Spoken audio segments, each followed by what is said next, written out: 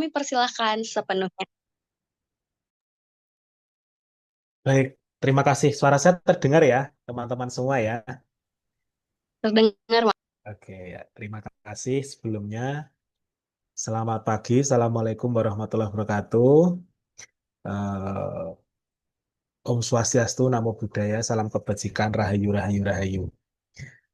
Eh, saya di sini, Faisal Wisnuaji, selaku tim dari data dan analis ya di Aku Petani Indonesia. Pada kesempatan hari ini, saya diberi disposisi ya untuk ikut serta dengan teman-teman dari nanam nanam benih untuk juga ikut menyemarakkan kegiatan webinar urban farming untuk ketahanan pangan keluarga.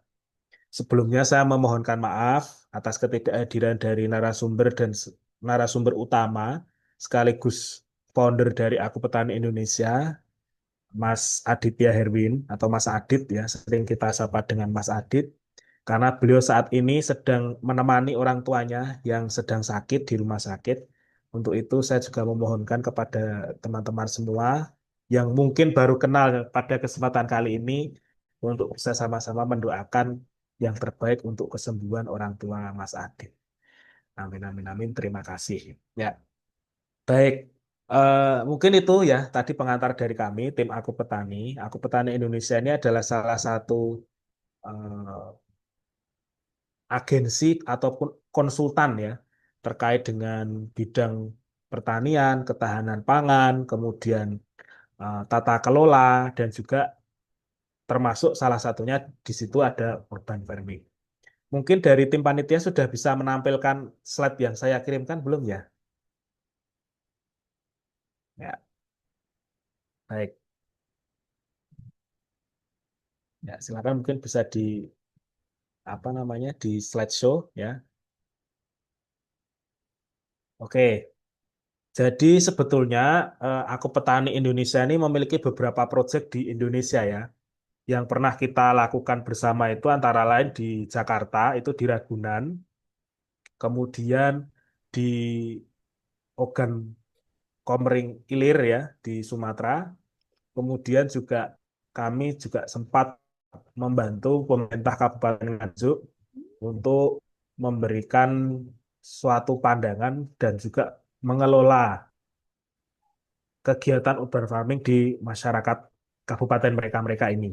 Nah, apa ya sebenarnya kenapa kok Aku Petani ini bergabung bersama dengan pemerintah atau mungkin juga kita sangat support ya dengan program pemerintah saat ini plus kita juga sangat mendukung apa yang namanya urban farming ini bisa digalakkan di setiap masyarakat tidak hanya di perkotaan tapi juga mungkin kota-kota satelit ataupun kota-kota apa penyangga dari ibu kota itu sendiri. Misalnya kayak kalau di Jakarta berarti ibu kota penyangganya bisa dari Tangerang Selatan, Depok, Bekasi, Bogor gitu. Sedangkan kalau di Jawa Tengah itu atau di Surabaya mungkin bisa kita dipilot proyekan di Kendal atau di Sidoarjo seperti itu. Lanjut, mungkin bisa dilanjut, Mbak. Ya, oke. Ini yang oke ya. Jadi kita berbicara soal sejarah ya. Mungkin kami ini karena bergeraknya memang di bagian backline, kemudian nanti juga sebetulnya kami juga memiliki tim yang ada di apa namanya frontline gitu terkait dengan kegiatan urban farming. Maka kami juga punya tanggung jawab besar dalam memberikan informasi dan pengetahuan kepada masyarakat luas terkait dengan apa sebetulnya urban farming itu. Mungkin beberapa orang itu masih menyadari bahwa urban farming itu isinya pipa, kemudian langsung dikasih tanaman gitu. Tanamannya juga macam-macam, tapi biasanya masyarakat mengetahuinya itu hanya selada air, selada, sawi gitu ya, yang eh, selama ini itu sering dilihat oleh masyarakat awam gitu, masyarakat umum gitu ya. Nah, sebetulnya kalau kita mau berbicara sejarah, itu sejak Perang Dunia Kedua ya di Amerika itu bahwa dengan Victory Gardens mereka yang beranggapan bahwa karena masyarakatnya itu semakin banyak, maka kita harus memperluas bidang untuk menanam seperti itu.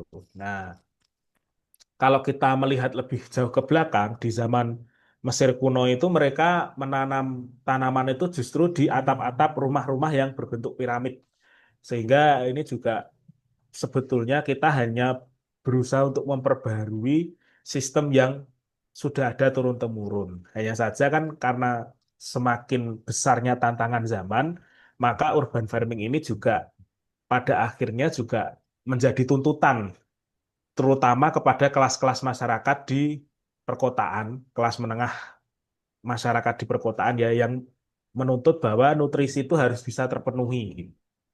Nah, maka dari itu beberapa challenge inilah yang kemudian harus kita jawab dengan urban farming. Mungkin bisa dilanjutkan. Nah, sebetulnya kalau kita bicara definisi, mungkin di sini semua sudah banyak yang mengetahui ya. Tapi pada dasarnya kita itu kalau urban farming itu adalah bagaimana kita membuat suatu produk sayuran, buah gitu ya, atau produk segar, mungkin juga protein hewani maupun protein apa namanya protein hewani, mohon maaf, itu dengan lahan yang terbatas, tetapi secara organik dan memberikan dampak lingkungan yang rendah. Karena beberapa hal yang terjadi di Indonesia ini, utamanya terkait dengan tanam menanam ini kan dampak lingkungannya juga lumayan besar.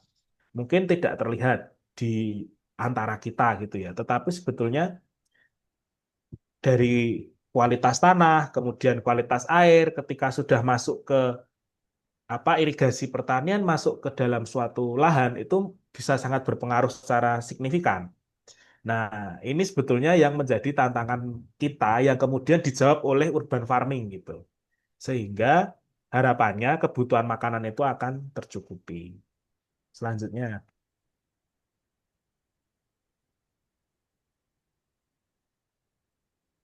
Nah, jadi tadi ya di perkotaan gitu. Nah, kemudian sekarang kita melihat bahwa ternyata urban farming ini kan karena tren ya. Karena tadi saya selalu tekankan bahwa sebetulnya ini adalah terobosan untuk menjawab challenge atau tantangan yang ada di depan kita, yang menjadi masalah kehidupan sehari-hari.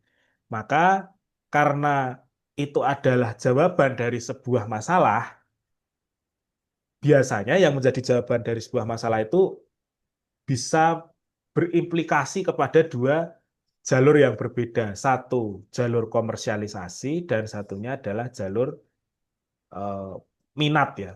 Minat itu hobi. Jadi ada yang memang merancang untuk eh, apa urban farming ini sebagai hobi. Mungkin teman-teman di sini sering melihat juga ada beberapa tempat yang memang menggunakan komponen dari apa urban farming itu sebagai salah satu hiasan maupun suatu pengisi dalam ruangan suatu hotel mungkin.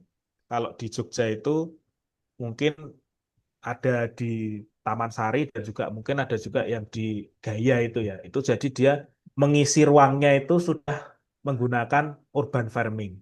Nah, itu bisa jadi karena pemilik ini ternyata hobi. Tuh. Sehingga dia secara tidak langsung juga bisa mengkomersialisasi. Akan tetapi yang menjadi kepentingan bersama juga itu komersialisasi dari urban farming ini juga banyak di Indonesia. Kalau teman-teman sekarang lihat selada, kemudian lihat pakcoy, itu sebagian besar sekarang banyak yang ditanam di eh, menggunakan apa ya, menggunakan saprodinya modelnya adalah model di urban farming. Kemudian kalau kita kaitkan dengan protein lainnya itu ada budidaya ikan dalam ember. Budidaya ikan dalam ember ini di bawahnya diberi ikan, kemudian atasnya itu digantung semacam tadi bisa selada, bisa pakcoy, bisa juga ada yang menggunakan sawi apa selada air, sawi putih gitu. Di macam-macam sebetulnya. Selanjutnya.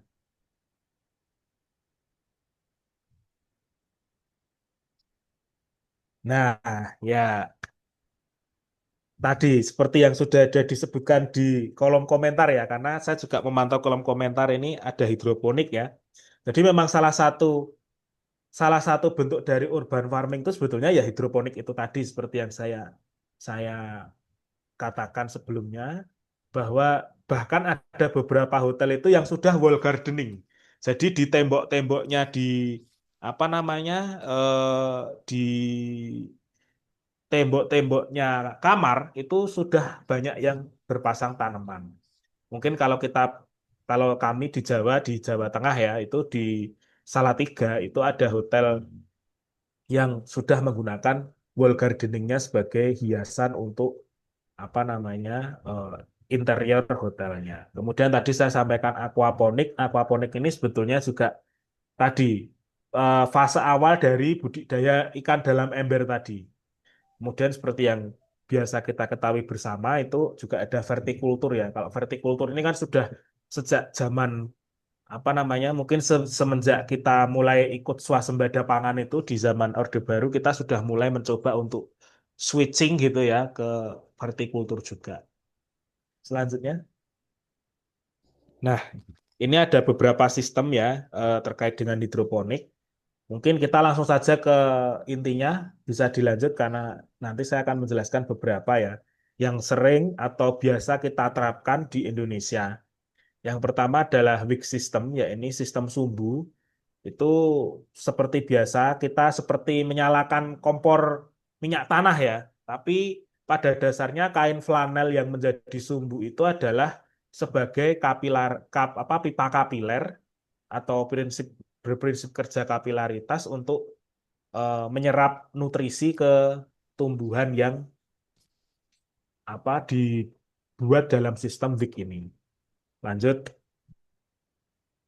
Nah, kemudian nutrien film teknik ini biasanya biasanya hidroponik talang landai ini itu kan kalau menggunakan nutrien film teknik ini kan dia harus nutrisinya terus-menerus ya.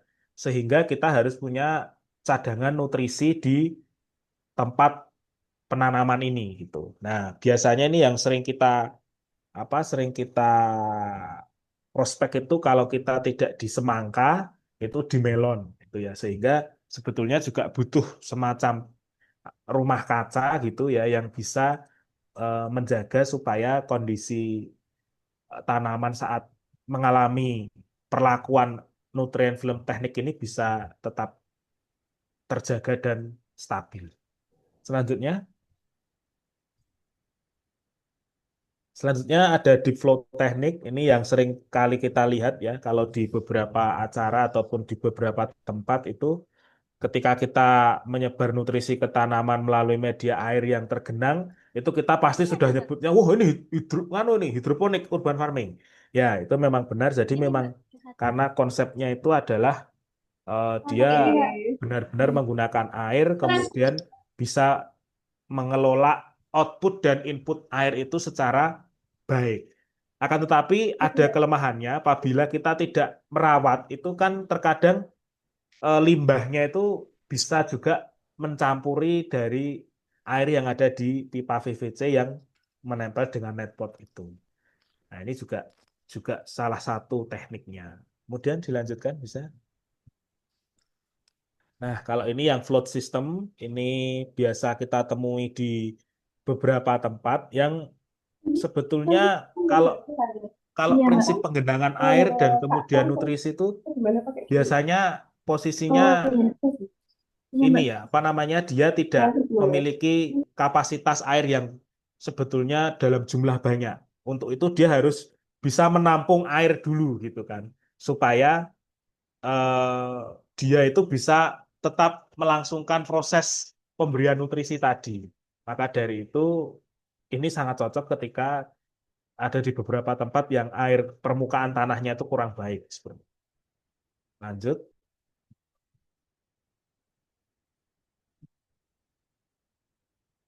silakan bisa dilanjutkan ya. Oke, nah yang ini Dutch bucket ya. Dutch bucket itu kalau kita mungkin melihatnya sebagai ember Belanda ya. Karena kemudian kalau kita lihat terong Belanda itu juga sering ditanam dengan model seperti ini. Tapi sebetulnya Dutch bucket ini prinsipnya adalah kita bagaimana menanam suatu tanaman itu dalam suatu wadah yang wadahnya itu sudah ada media tanamnya dan bisa diberikan nutrisi secara kontinu gitu. Sehingga tetap diberikan pipa-pipa. Lah, ada di beberapa tempat di Indonesia seperti di mungkin di Bandungan atau juga mungkin di Magelang itu yang posisinya itu mereka sudah ditinggalkan pipanya. Jadi kalau beli itu sudah sama embernya. Nah, ini juga sedikit menarik begitu ya untuk kita semua. Nah, selanjutnya mungkin, nah ini irigasi tetes ya, drip irrigation. Drip irrigation ini sama sistemnya, konsepnya yaitu dengan memberikan tetesan-tetesan air di tanaman yang sudah disediakan. Lanjut. Nah, ini tadi sebetulnya sistem wig sumbu tadi yang saya paparkan di awal, sebetulnya bisa kita buat dengan mudah. Cukup menyediakan botol, cutter, dan juga mungkin sodetan ya, apa solder. Itu untuk melubangi saja sebetulnya. Nah, itu kita bisa menggunakan sumbu, kemudian kita beri media tanam. Hanya cukup satu botol saja, mungkin sudah bisa menanam berbagai macam yang tentunya memiliki ketahanan ketahanan apa ya ketahanan lokasi penanaman itu baik gitu.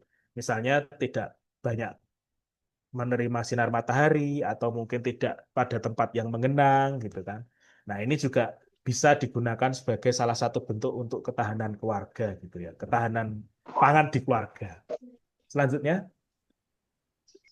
nah dari sekian banyak yang sudah saya jelaskan tadi, tentu dalam pekerjaan urban farming ini kita memiliki semacam eh, tantangan ya. Tantangan yang pertama adalah tadi, ketika kita bisa menyebutkan ini pakai ember itu, pakai ini, pasti soal biaya. Karena tidak semua masyarakat itu bisa mengakses dengan baik eh, tanaman hidroponik maupun tadi aquaponik tadi secara modal ya. Akan tetapi ketika itu memang sudah menjadi kebutuhan dan kita sudah menemukan pangsa pasar ya, kalau ini secara komersial, sebetulnya biaya tidak begitu jadi masalah yang besar. Karena secara tidak langsung produk urban farming tadi memiliki branding organik. Kira-kira seperti itu. Nah, karena berkaitan dengan biaya, itu pasti ada banyak komponen-komponen di situ. Selain tadi saya ungkapkan terkait dengan modal awal, itu juga terkait dengan pemeliharaan. Karena kan selama ini orang berpikir bahwa ketika menanam sesuatu ya sudah kita diamkan saja. Kalau ada air kita kasih air sedikit. Kalau misalnya kena panas yang namanya juga tanaman kan panas kan gitu. Tanaman ya emang harus kena matahari biar seger kan biasanya gitu. Itu awamnya seperti itu ya. Tetapi dalam proses bagaimana kita menggunakan urban farming ini sebagai alat komersialisasi atau kita menghasilkan produk tadi, maka kita harus punya semacam pattern ya, pattern bahwa oh kita harus secara kontinu menanamnya, membersihkan salurannya, kemudian mengisi nutrisinya lagi dengan tanah dan segala macamnya itu. Nah, ini yang kemudian menjadi tantangan besar kita karena ketika kita sudah yakin untuk menggunakan tadi kemampuan yang kita miliki untuk berinvestasi atau menggunakan hal itu dalam skala yang besar, bayangkan misalnya dalam skala hampir 5 hektar atau mungkin nanti bisa lebih dari 10 hektar untuk urban farming, ini tentu akan membutuhkan biaya pemeliharaan sumber daya manusia, kemudian pengelolaan limbah, dan juga kemudian pasar yang sangat besar. Sehingga ini menjadi tantangan kita bersama bagaimana di peringatan Hari Pangan Sedunia ini yang kemarin sudah jatuh tanggal 16 Oktober itu menjadi semacam refleksi juga bagi kita sebagai masyarakat yang khususnya masyarakat di perkotaan ya, bahwa sebetulnya permasalahan urban farming ini selain menjadi tadi solusi dari masalah yang kita miliki, tetapi ia juga menjadi satu problem yang ketika dia berskala besar itu bisa menjadi sebuah masalah baru. Nah, ini yang sebetulnya menjadi tugas kami juga selaku tim atau selaku agen perubahan yang juga kok dan juga memberikan saran-saran kepada pemerintah supaya bagaimana urban farming ini bisa dijalankan secara optimal. Baik, selanjutnya.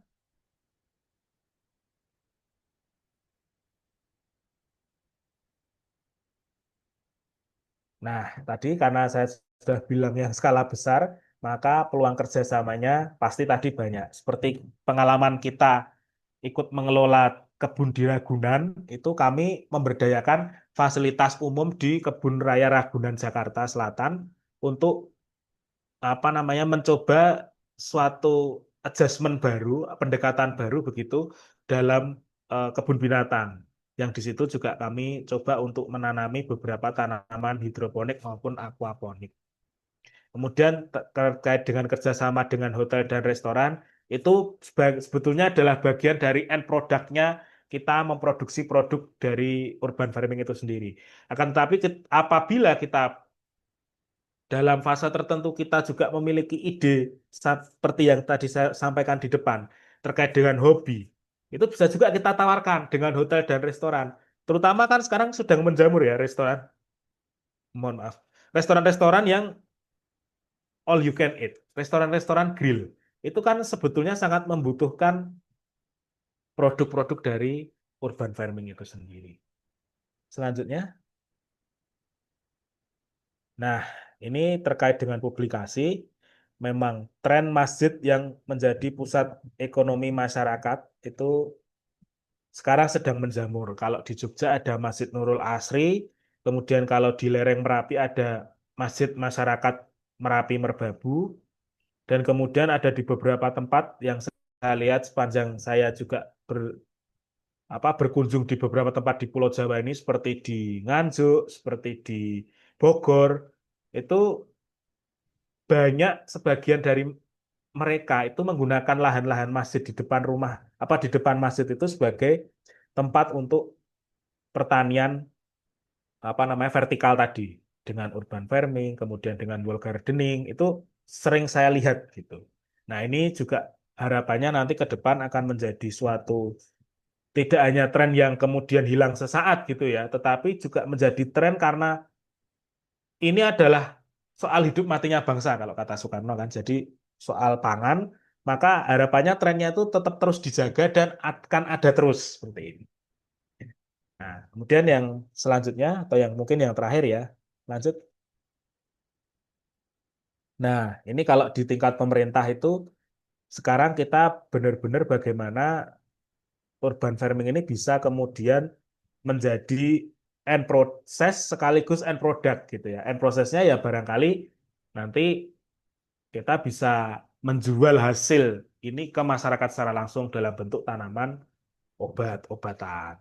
Atau dulu kalau kita sering mendengar tanaman obat keluarga. Kemudian juga bisa kita salurkan sebagai tadi end produknya tadi, walaupun nanti masih ada proses selanjutnya, itu ke Horeca, hotel, restoran, dan kafe tadi. Jadi mungkin sering kita ya makan makan bayam gitu ya. Tapi kemudian ada tren microgreen gitu yang kalau ditekan ke makanan sedikit selain memperindah atau mempercantik hidangan, dia juga memberikan nutrisi tambahan. Nah, ini yang sebetulnya perlu kita tingkatkan. Mungkin itu ya, atau ada lagi ini? Nah, ini saya mengambil dari co-founder kami, Mas Rehan, Bang Rehan ya, bahwa sebetulnya berkaitan dengan nanam ini kan kita nanam benih ya kan, diundang oleh nanam benih ini, maka saya teringat dengan kalimat beliau yang mengatakan bahwa sebetulnya menanam itu cara termudah bagi siapa saja yang ingin menikmati damainya hidup. Ini bisa diambil secara dalam karena gini, ketika kita menanam sesuatu kebaikan pun, ya kita akan menjadi damai dalam kehidupan. Dan ketika kita menanam tanaman secara baik pun, ya, termasuk dengan menggalakkan urban farming tadi, kita juga akan pasti merasa sangat secure gitu ya, karena kita ikut serta memberikan penyediaan pangan, ikut serta menjaga lingkungan dari dampak sosial yang mungkin kurang baik bagi kehidupan masa depan. Kiranya itu saja dari kami, tim Aku Petani Indonesia. Apabila ada kekurangan dan kesalahan, saya mohon maaf yang sebesar-besarnya. Dan nanti apabila ingin bertanya lebih lanjut, mungkin bisa via chat ya, karena mohon maaf sebelumnya, ini kami juga akan ada sharing session lainnya begitu yang pada kesempatan pagi hari ini juga jadwalnya berdekatan sehingga ini juga karena sifatnya offline jadi kami harus datang ke lokasi untuk itu kami melanjutkan perjalanan akan tetapi kami tetap salut dengan teman-teman nanam benih ya karena di tengah masyarakat yang sekarang ini sudah tidak peduli lagi dengan bagaimana cara pangan ini didapatkan tapi teman-teman di sini tetap memiliki campaign bahwa bagaimana supaya memperingati Hari Pangan Sedunia ini dengan cara yang tetap memberikan kontribusi terhadap kemajuan pangan maupun industri pangan di Indonesia. Demikian yang dapat kami sampaikan, kurangnya kami mohon maaf yang sebesar-besarnya. Terima kasih, selamat pagi, salam sehat dan salam semangat selalu untuk teman-teman semuanya. Assalamualaikum warahmatullahi wabarakatuh.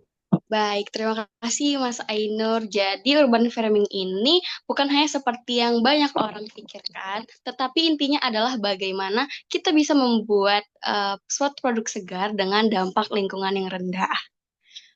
Baik, Bapak Ibu teman nanam, selanjutnya